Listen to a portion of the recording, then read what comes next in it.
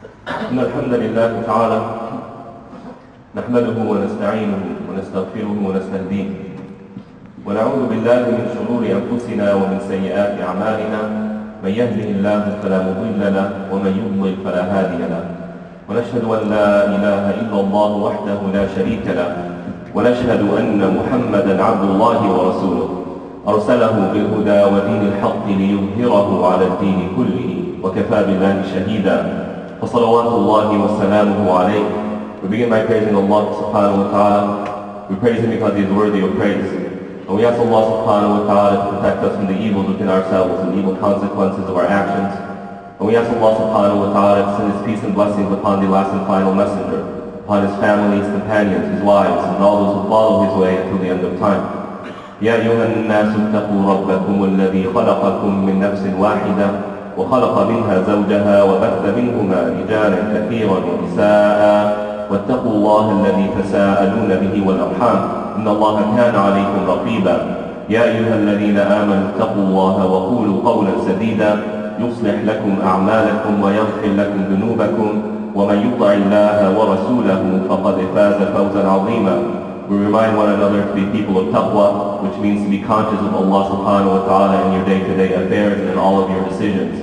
And we remind one another of the reward of living with taqwa. And that is Allah subhanahu wa ta'ala will overlook our shortcomings. He will give us guidance, and He will always guide us to what is good. So we ask Allah to make us among the muttaqeen. Ameen ya Rabbil Alameen, amma ba'd. I'd like to take you all down memory lane in early Islamic history.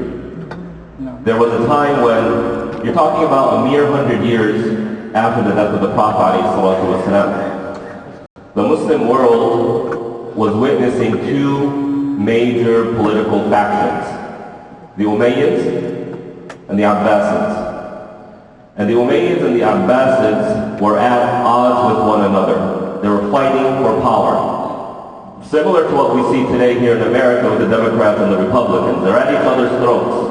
If they had the ability to completely overthrow the other and put them in the recycling bin of history, they would do that. The Muslims were witnessing this, and it led to a civil war, primarily between these two political factions. But can you imagine living in that time? How would you feel? It's only 100 years after Rasulullah ﷺ passed away. You have the likes of Abu Hanifa, radiyallahu ta'ala, alive and witnessing this. Sometimes we look at ourselves and we say, today, Muslims are just weak. We don't have those figures. They had those figures back then. And they were witnessing this in front of their eyes. How wouldn't we felt if we were seeing this? We would start saying things like, we're doomed, that's it. Muslims, that's it. The future, there is no such thing as a strong Muslim ummah in the upcoming future. Just like people today are looking at what's happening in America, we are looking and we're seeing the political scene and we're saying the same thing, that America is nothing more, it's just going to go downhill from here. America is done, democracy is done, the new king is here, and all this stuff that we are being bombarded with. But you know what happened? Or actually one more point. It was the Abbasids that overpowered the Umayyads. And the first Khalifa of the Abbasid dynasty, do you know what his nickname was? Do you know what they called him? As-Saffah. Abu al-Abbas As-Saffah. The blood spiller. From how many people he killed. Imagine living at that time. Imagine the pessimism we would have felt. But you know what happened a mere few decades after that? The golden era of Islam came in.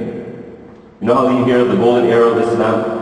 When the Muslims were so wealthy, one economist wrote in a book where he analyzed the economic situation of empires and dynasties over human history. He concluded that the wealthiest people were in this time, the Abbasid era, after the Civil War. The average Muslim had the highest income that human history has ever seen. This is his conclusion. This came when? After the turmoil within. Who would have thought that after all of this, come in. Now what am I saying in regards to what's going on? Trump is back. Some people are happy. Some people think it's the end of the world. I don't care what you think in terms of where you stand in this regard. Everybody has their way of seeing things. I'm not here to say good or bad, who's right and who's wrong. But I'm here to address the attitude. What is the attitude of our future? Whether here in America or the Muslim Ummah abroad. What is our attitude? It is very easy to look at the future in a way that is bleak. It's very easy. And Allah is understandable. Trump is coming back, who knows what's going to happen to Palestine now. Netanyahu's happy, isn't he? Oh man, it's done. All of our efforts to waste. It is easy to fall into the tunnel of pessimism. But I'm here to share with you a principle in Islam. It goes as follows. And many of you probably already know it, but here's a reminder. The principle is تفاءلوا بالخير تجدوا. تفاءلوا بالخير تجدوا. Be optimistic and you will find what you are looking for.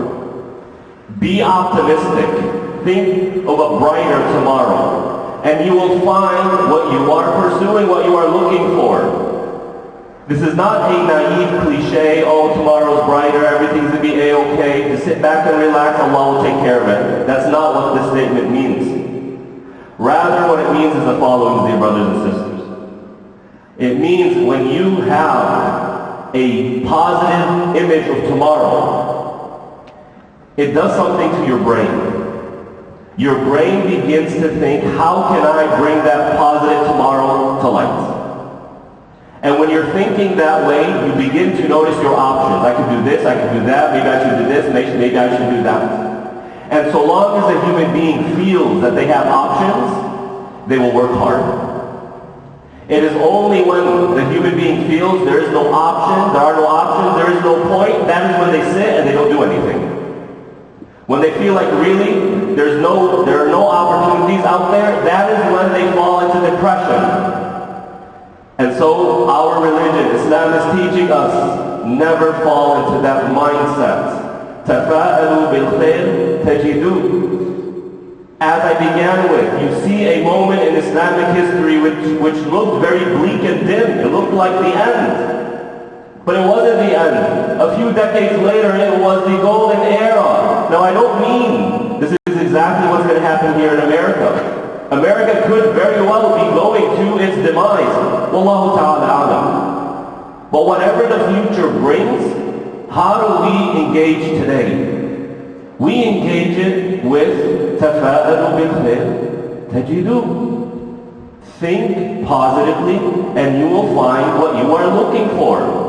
And just to show you how rooted this is in the mind of the Muslim, Allah subhanahu wa ta'ala in a hadith Qudsi, in a sacred hadith says, أَنَا عِنْدَ ظَنِّ عَبْدِي بِي وَأَنَا مَعُهُ حَيْثُ ذَكَرَنِي.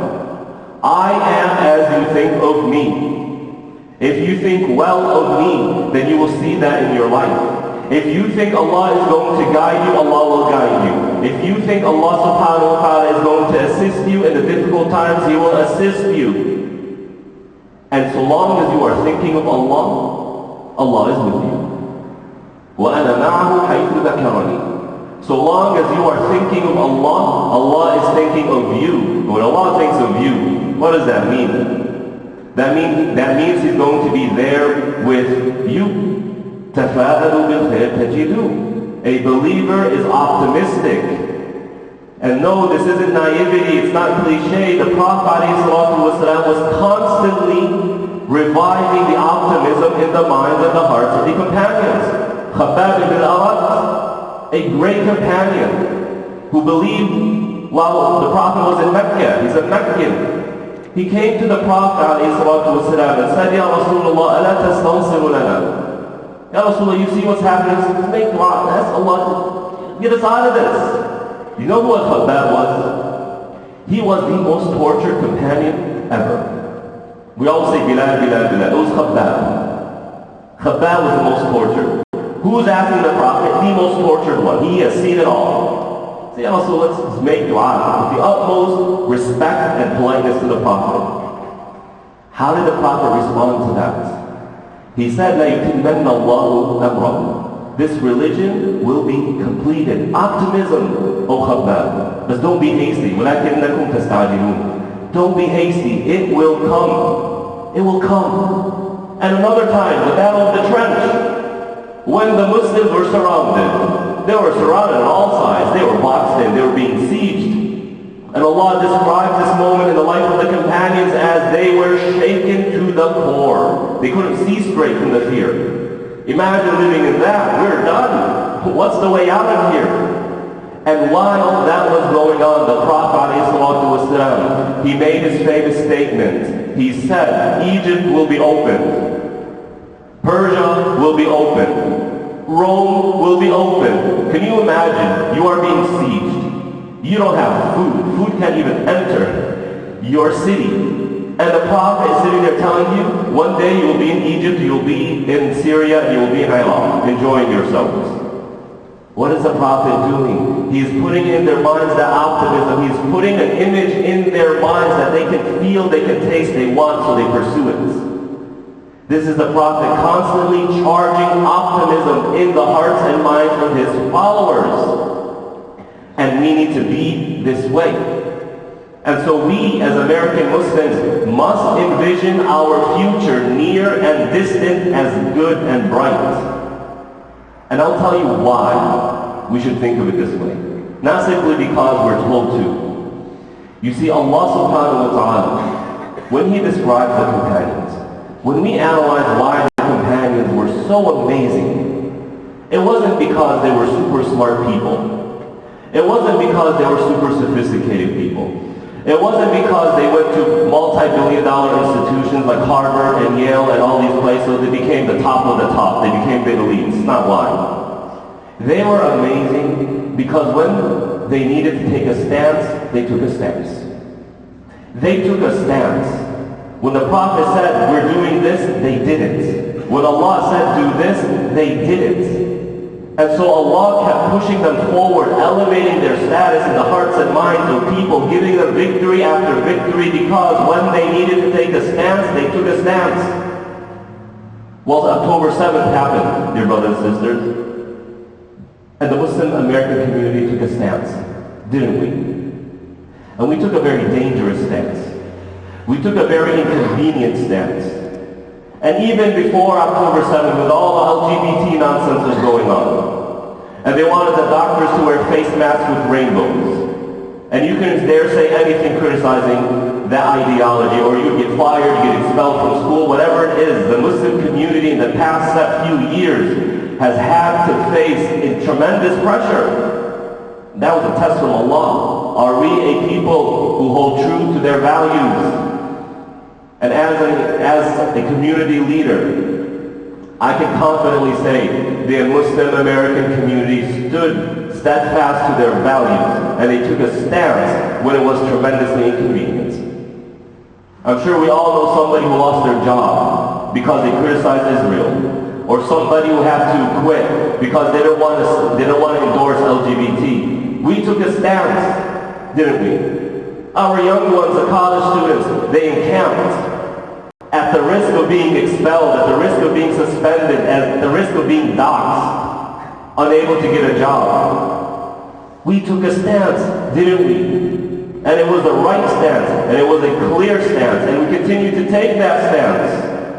And nothing will deter us from this stance. It is clear that the American Muslim community will not be silent in light of genocide. No matter who the president is, no matter who the cabinet of that president, or who the cabinet members of that presidency are. Well, do you not think Allah is going to reward that, dear brothers and sisters? If Allah kept giving victory to the companions because they took stances, because they stood up for what is right, because they valued their values more than worldly gains, aren't we doing the same thing?